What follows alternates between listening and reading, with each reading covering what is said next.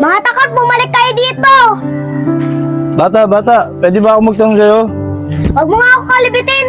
Bata, magtatanong lang sana ako sa'yo eh. Sino ka ba? Magtatanong ka, may 5 ka ba dyan? Wala nang libre ngayon. Grabing bata ka, magtatanong lang ako sa'yo. Baka hindi mo ako kilala rito. Talaga, di kita kilala. Bakit? Artista ka ba? Ngayon kung may 5 ka, sasagutin ko tanong mo. Piloso pa tong batang to ah. Teka, eto may 5 piso nga ako dito. Yan, ano ba ang tatanong mo? Eh tatanong ko lang sana kung saan yung bahay ni Paring Barok dito eh. Ah, si Barok Masiga. Nakita mo yan, eskinita na yan. Diyan, pumasok ka dyan. Pag may nakita kang puno ng mangga, doon sa tapat nun, doon siya nakatira. Bata, nandun kaya siya ngayon? Ala, di pwede yan. May 5 ka ba dyan? Ba, nagtatanong ako 5 na naman.